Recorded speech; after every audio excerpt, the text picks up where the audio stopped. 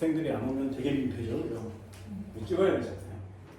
자, 다시 빛은 있기만 하면 광합성을 해요. 잊어버리지 마세요. 빛은 있기만 하면 광합성이. 그래서 그래프가 어떻게 되냐면 빛의 세기가 0일 때는 광합성을 하지 않아요. 여기서부터 광합성이 시작합니다. 여기서부터 광합성을 시작해요. 쭉 광합성이. 자, 빛의 세기가 증가하니까 광합성량 많아지는 거 맞죠? 광합성량이 많아진대. 무작정 많아진다고? 아니라 많아지다가 일정해진다. 되니? 그럼 한낮이 되는, 아침에 해가 떠서 광합성을 시작했다가 한낮이 되는 동안에 광합성을 거의 이렇게 최대값으로 하다가 다시 저녁에 해가 지면 다시 떨어집니다. 그래서 밤 동안에 광합성 안 하다가 다시 올라왔다 내려갔다, 이걸 계속 반복하는 거예요. 됐니? 이해됐어요? 잘 보세요. 이것도 이해하면 되게 편한데 이거 이해하는 게 좀... 예를 들어서 CO2를 내가 처먹었어. 그럼 광합성을 하겠지? 됐나요? 그래서 포도당을 만들 거야. 됐지? 그럼 포도당을 처먹고 호흡을 하겠지? 호흡을 하면 CO2를 다시 내놓겠지? 그럼 얘를 다시 처먹겠지? 되니? 숫자로 한번 써볼게요. 100을 먹었어? 됐어? 포도당으로 40을 만들었어? 그럼 호흡으로 내뱉은 게 얼마야? 60이요? 그럼 100을 먹었어? 포도당으로 만들었어? 나간 거 60 맞지? 다시요. 100을 먹었어? 광합성으로 40을 써먹었어? 그럼 버린 게 60이죠? 그럼 60을 내놨어? 그런데 얘가 광합성으로 다시 호흡을 시켜서 또 40을 또 내놓겠지. 이해되니? 무슨 말이냐면 이산화탄소를 100을 먹었어? 그 중에 60을 그냥 내버렸어. 그리고 40으로 포도당을 만들었어. 그런데 40으로 에너지를 생산해서 다시 이산화탄소로 내뱉었어. 다시 100이 됐지. 됐어요? 그럼 다시 100을 쳐먹어. 60은 버려. 40은 에너지로 포도당으로 저장. 그걸 다시 분해해서 에너지를 떼쓰고 다시 40을 버리면 또 100이 되지. 이해됐나요? 이해됐어?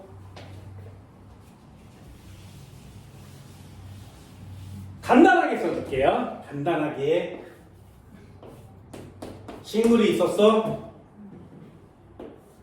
광합성을 할 때 이산화탄소를 먹어야 되죠. 그지?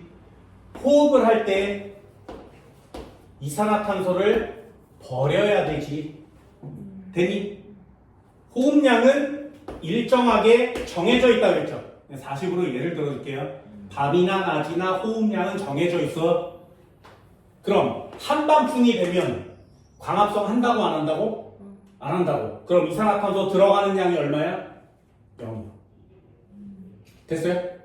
그럼 바깥에 사람이 쳐다보면 말이야, 이 식물이 이산화탄소를 먹지도 않았는데 내놓기만 하지. 그지? 그럼 얘는 얼마를 내놨어? 라고 얘기하는 거야? 40이 나왔어. 이렇게 얘기하겠죠. 이해됐어요? 그럼 요 40은 호흡량인데 CO2를 방출한 값이니까 0보다 아래쪽에 40 위치에 점 찍는 거 맞지? 이해되니? 그럼 해볼게요. 해가 조금씩 떠오르기 시작해서 해가 있기만 하면 광합성을 한다고 했어요. 그럼 얘가 10이 됐어. 그러면 얘가 쳐다보면 흡수한 양이 많아? 방출한 양이 많아? 방출한 양이 많지. 얼마로 많아? 30이죠. 마이너스 30에 30 위치에 찍히는 거지. 해가 점점점 커졌어. 광합성을 많이 해서 20이 됐어. 그럼 얘가 보면 방출을 아직 20하고 있지. 그럼 방출 부위에 20점에 찍어야 되는 거 맞죠? 되니? 그래서 얘를 그래프로 이으면 어떻게 된다고? 이렇게 된다. 그래서 해가 더 커졌어. 얘가 광합성을 40을 할 때 그럼 얘 입장에서는 어떻게 보여? 들어간 거 40, 나온 거 40, 들어간 거 40, 나온 거 40. 얼마로 보여? 0으로 보이는 거지. 이해되니? 그래서 여기에 딱 찍히는 거야, 여기에. 이해됐어? 이산화탄소를 흡수하지도 않고 방출하지도 않은 것 같이 보인다고. 되니? 그럼 요때는 말이야. 광합성과 호흡량이 어떤 거야? 같은 거예요. 됐나요? 그래서 첫 번째 가장 중요한 점을 찍어요. X축과 만난 점. X축과 만난 점.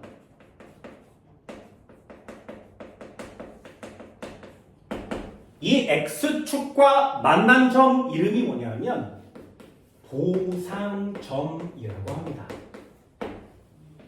X축과 만난 점은 보상점이에요. 자, 질문. 보상점은 CO2 방출하니? 흡수하니? CO2 방출하니? 선생아, 이게 0인데 0. 그럼 CO2 방출 안 하고요. CO2 흡수도 안 하는 거 아니야? 아니요. 해요. 얘도 해요. 하지만 그 양이 어떤 거라고? 같은 거야. 그럼 CO2를 흡수한 걸 우리 뭐라 그래? 다른 말로 광합성량이라고 하는 거죠. CO2 방출을 뭐라 그래? 호흡량이라고 합니다. 되니? 보상점이 중요한 이유는 광합성도 안 하고 호흡도 안 하는 것처럼 보여요. 0점이니까. 방출도 안 하고 흡수도 안 하는 것처럼 보여요. 0점이니까. 아니요. 그 양이 같은 점이에요. 광합성도 하고 호흡도 하는데 그 양이 같은 점. 되니? 그럼 하루에 보상점 몇 번? 하루에 보상점 몇 번? 되니? 해가 떠올라서 광합성을 점점 많이 하면 보상점에 도달해. 해가 중천에 떠서 광합성을 졸라 많이 한 상태에는 보상점이 없어. 그러다 해가 지기 시작하면 광합성량도 내려가겠지? 그럼 X축에 또 만나죠. 보상점은 2번. 이해됐어요? 첫 번째 점 찍었습니다. 두 번째,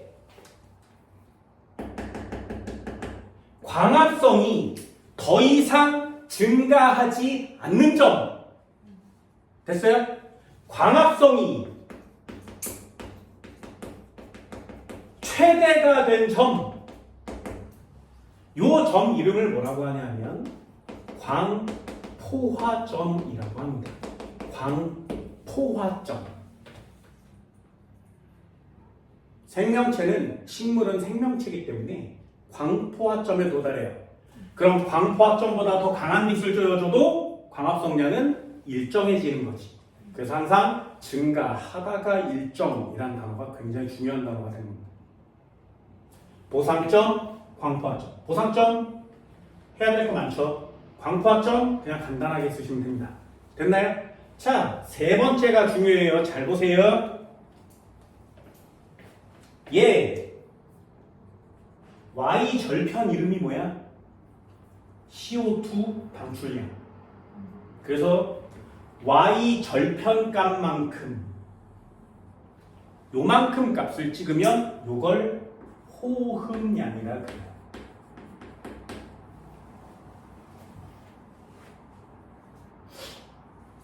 Y 절편값을 호흡량이라고 합니다. 나는 수업용으로 뭐라고 정리하면 X축 아래 부분, X축을 기준으로 아래쪽. 됐어요? X축을 기준으로 아래쪽. 그게 뭐라고? 호흡량이에요. 그럼 빛의 세기가 많은 낮의 호흡만이에 빛의 세기가 적은 밤의 호흡만이에 똑같이 한다고 했어요. 그래서 호흡량은 일정합니다. 잊어버리지 마세요. 하나만 더요. 그럼 X축의 윗부분은 뭐라고 하니? 요 윗부분을 뭐라고 하냐면 순광합성량이라 그래요. X축을 순광합성량이라고 합니다. X축의 윗부분 요만큼이 순광합성량이에요. 됐나요? 그럼 그래프가 아래쪽도 있고 위에 쪽도 있는데 도대체 저게 무슨 의미가 있는 거야? 그래프 전체 높이.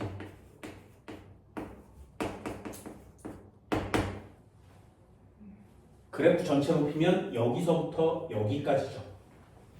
되니 그게 뭐라고? 얘가 전체 총광합성량.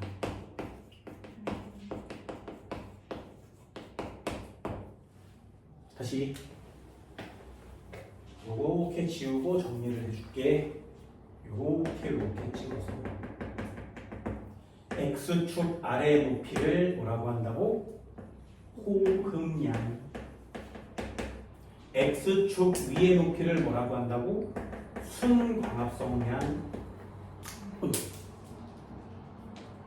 그러면 X축, Y축 아니라 이 X축 위아래를 전부 다 더한 그래프 전체 높이를 뭐라고 한다고? 총광합성량.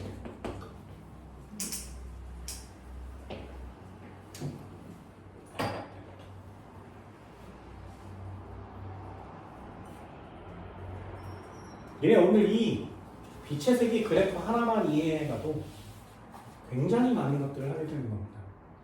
그리고 4단원 진도를 하나씩 다 하면 진짜 빼기가 어렵죠. 되셨나요? 이거 할 수 있겠어요?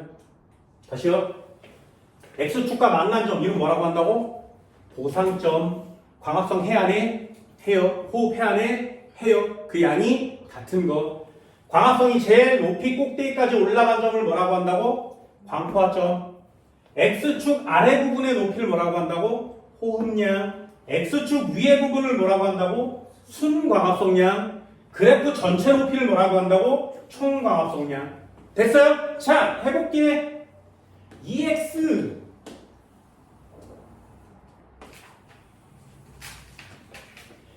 A는 이렇게 가다가 이렇게요. B는 이렇게 가다가 이렇게 가다가 이렇게 가다가 이렇게요. 자, 하나는 A, 하나는 B. 됐어요?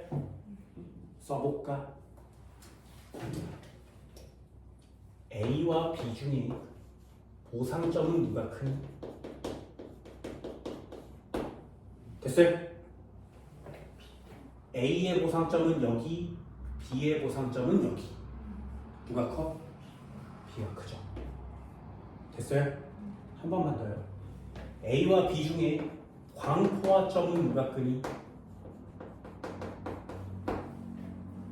얘는 광포화점이 여기, 얘는 광포화점이 여기. 됐어? 광포화점은 B가 크죠. 됐어요? 세 번째, 그렇다면 호흡량은 누가 센 거야? 호흡량 누가 커? 호흡량이 뭐라고? 그래프 아래의 높이. X축 아래의 높이. 됐어요? 요건 A의 호흡량은 요만큼, B의 호흡량은 이만큼. 대비 구별돼요? 그럼 호흡량은 누가 커? 여기까지 됐어요? 자, 그러면 A는 보상점도 작아요. 광포화점도 작아요. 호흡량도 적어요. B는 보상점도 커요. 광포화점도 커요. 숨도 졸라 많이 쉬어요. 되니? 그럼 광합성을 뒤지게 많이 한다는 얘기는 햇빛이 많이 온다는 얘기지. 이해됐어? 그래서 요 잘 자라는 애를 양지식물이라고 합니다. 빛의 세기가 적어도 잘 자라는 애를 음지식물이라고 하는 거예요. 되니? 그래프의 높이가 졸라 큰 애 양지식물이고, 그래프의 높이가 작은 애 음지식물입니다.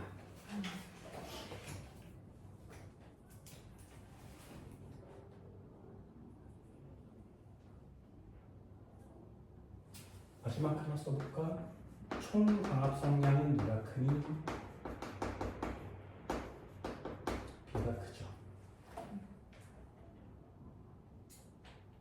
그래서 요것도 이해할 때 시험 문제 어떻게 내냐면 여기에 빛을 쪼여줘요. A의 보상점과 B의 보상점 사이 빛을 쪼여줍니다. 그럼 잘 보세요. 만약에 빛이 여기 있다면 A 입장에서는 보상점을 지났지. 그죠? 보상점을 지난 빛을 쪼여주면 호흡량은 요만큼인데 전체 광합성량은 이만큼이지. 그럼 호흡을 많이 했어? 광합성을 많이 했어? 광합성을 많이 했어요. 그럼 에너지를 많이 쓴 거야? 저장을 많이 한 거야? 저장을 많이 했어요. 그래서 잘 자라요. 됐네? 그럼 만약에 보상점보다 작은 빛을 쪼여주면 어떻게 돼? 얘는 광합성을 조금밖에 못하죠. 호흡은 되게 많이 해야 되지. 숨을 많이 쉬어요. 양분은 조금밖에 안 먹어. 그럼 얘는 살이 쪽쪽 빠지겠지. 결국에 죽어요. 됐네? 그래서 식물은 보상점보다 작은 빛을 쪼여주면 죽어요. 보상점보다 큰 빛을 쪼여주면 잘 자라요. 되니? 그럼 잘 봐라. A의 보상점은 얘고요. B의 보상점은 얘예요. 그럼 여기에 있는 빛을 쪼여주면 A 입장에서는 보상점이 지났지. 잘 자라죠.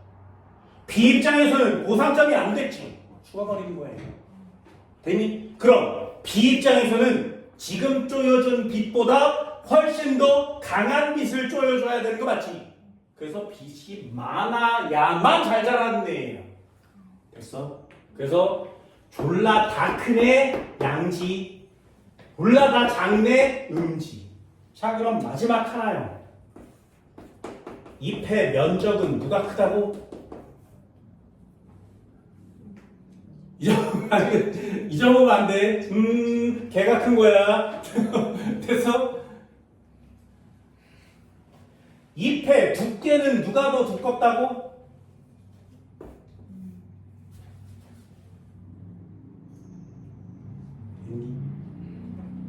그러니까 이거 시험에 안 낼 수가 없죠.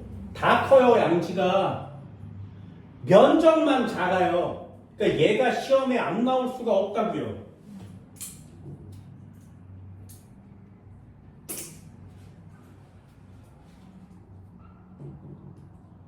됐어.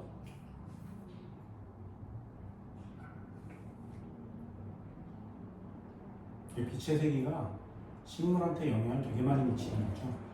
광합성의 양을 조절하고 애들의 위치, 지위 이런 것들도 모두 적용하는 거니까. 여기에 나온 온도, 물, 공기, 파장 이런 것 중에 빛의 세기가 제일 중요하게 여겨질 겁니다. 만약에 학교에서 가르쳐주면 이건 진짜 미친 듯이 하셔야 돼요. 틀릴 확률이 되게 높거든요. 정말 꼼꼼한 사람들은 뭐까지 낸다고 아까 얘기한 보상점 하루 몇 번? 이런 것까지 낸다고. 됐나요? 그래서 여기는 굉장히 많은 내용들을 이렇게 섭취해서 알고 있어야 됩니다. 됐니? 요거까지만 해볼게요. EX. 요건 간단하게 끝나니까요. 장일 식물이 있고요. 단일 식물이 있어요. 장일 식물, 단일 식물.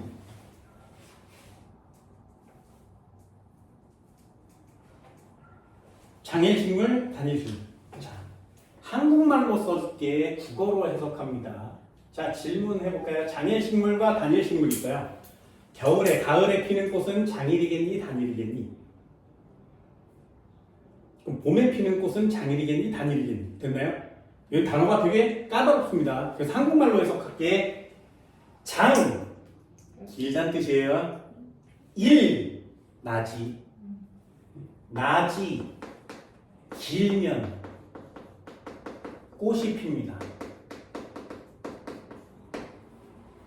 낮의 길이가 길어지면 꽃이 펴요.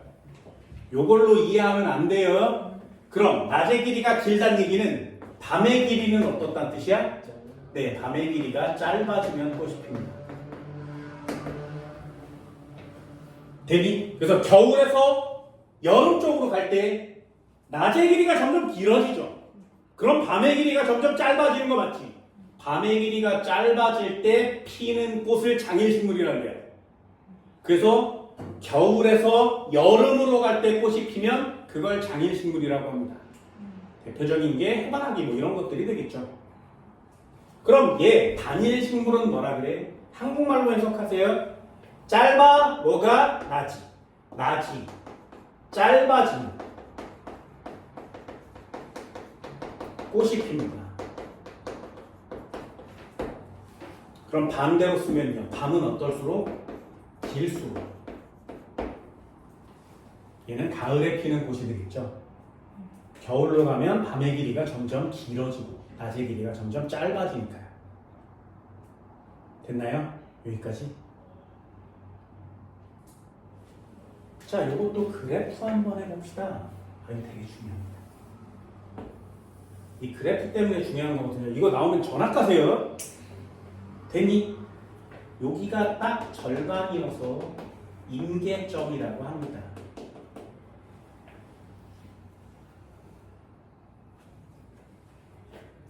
여기에다 이렇게 찍어주고요. 여기는 이만큼이 낮이고 이만큼이 밤이에요. 자, 낮의 길이가 길어, 밤의 길이가 길어.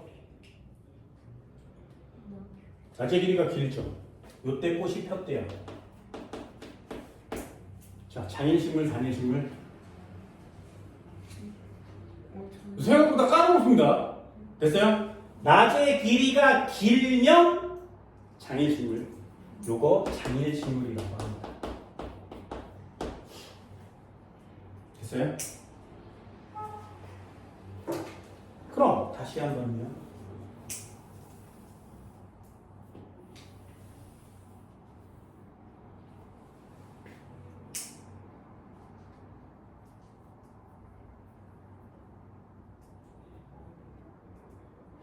낮의 길이가 길어졌을 때 꽃이 안 피면 우리 그걸 뭐라 그래?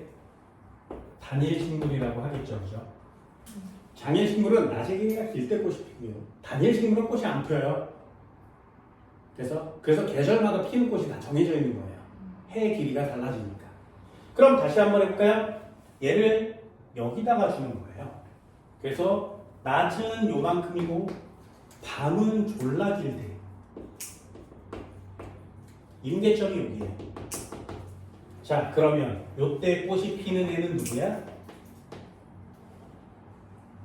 낮의 길이가 짧고 밤의 길이가 길어졌을 때 꽃이 폈으니 단일식물이요. 그럼 얘는 꽃이 피지 않는 애는 누구야? 장일식물이요. 자, 구별돼요? 구별돼요? 됐어? 자, 그럼 마지막 한 번만 더 해볼게요. 얘가 임계점이에요.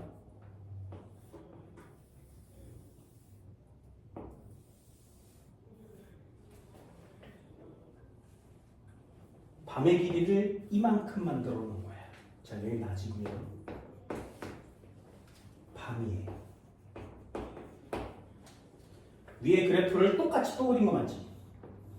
낮의 길이는 짧고요. 밤의 길이 길어요.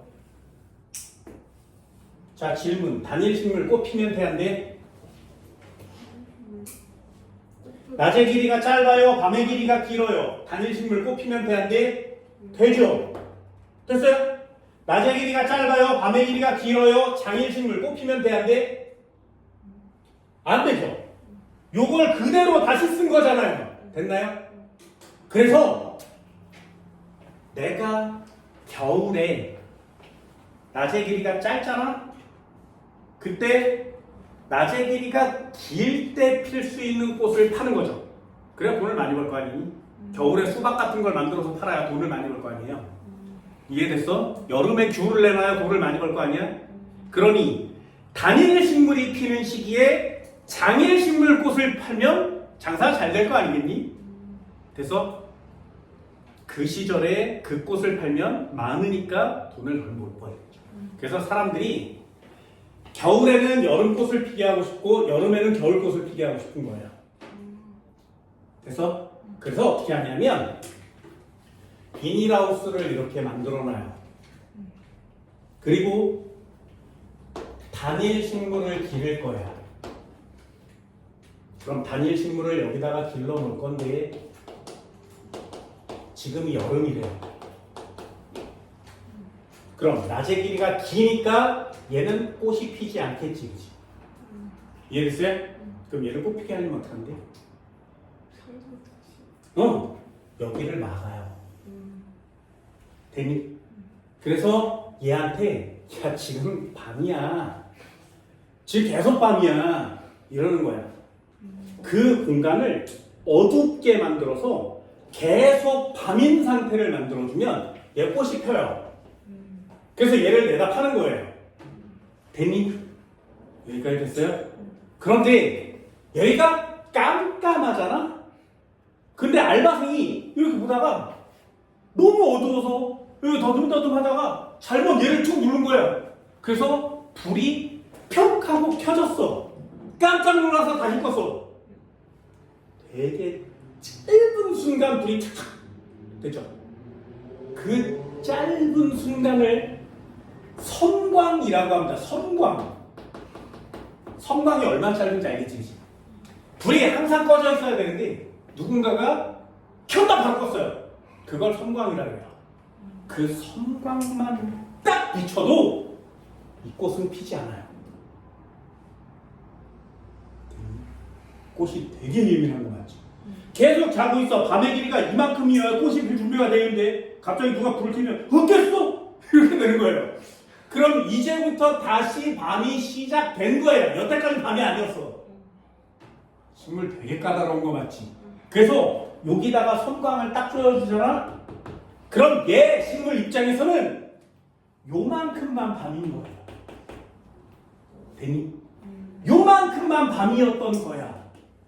됐어? 그럼 밤의 길이가 이만큼이 되어야 꽃이 피는데 누군가가 선광을 줬으니 밤의 길이가 요만큼이었다가 낮이었다가 요만큼의 밤이 생긴 거지. 밤의 길이가 내 입장에서는 짧다고 느끼는 거야. 되니? 얘는 똑같죠. 7시간을 찾았어. 처음부터 끝까지 한 번도 깨지 않고 계속 자면 와 개운해 뭐 이런 거 아니겠니? 근데 중간에 막 화장실 갔다 오고 이러면 개운하지도 않지. 이해되니? 식물도 똑같아요. 그래서 중간에 선광을 주면 여긴 단일 식물이 꽃이 폈지만 선광을 주면 단일 식물도 꽃이 피지 않습니다.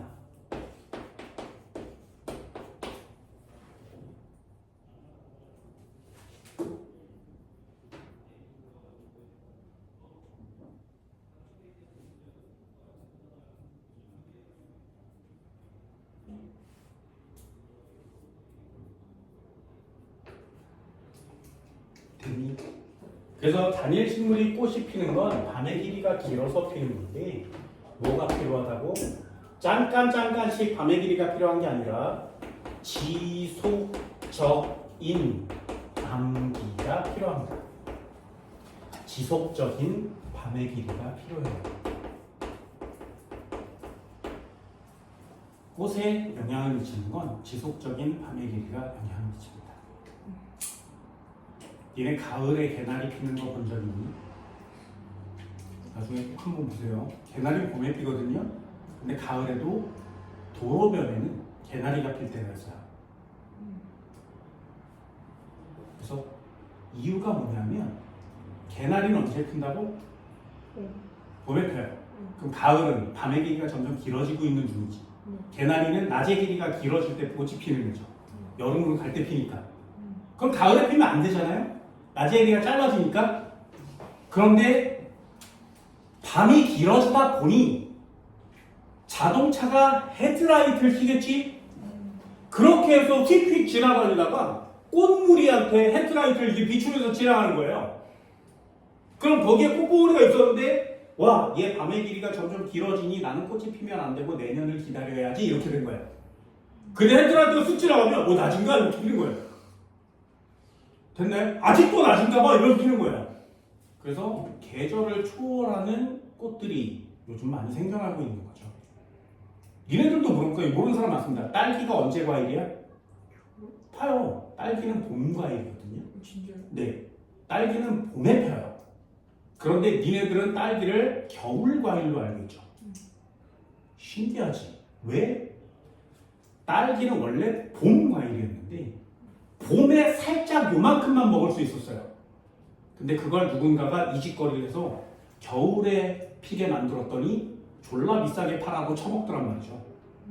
그래서 농가들이 다 품종 개량을 해서 땡겨서 이직거리를 하는 거야. 그래서 봄에 피는 과일을 겨울에 먹을 수 있는 거죠. 그럼 딸기는 여름이 가기 전에 피는 꽃 맞지? 자연식물이에요. 그런데 비닐하우스에 넣어놓고 조명을 쪼여주는 거야, 딸기한테. 겨울에. 그럼 딸기 입장에서는 어떻게 돼? 야, 나 지금 졸라 피워줬나봐. 계속 가지야. 꽃을 계속 피는 거죠. 그래서 딸기가 나오지 않는 계절에 딸기를 너네들이 먹을 수 있는 거예요. 되게 식물할 때 할 짓이야, 이게. 그러면 안 되잖아요. 됐어요? 빛의 세기와 빛의 길이 이런 것들은 생물에 영향을 굉장히 많이 줍니다.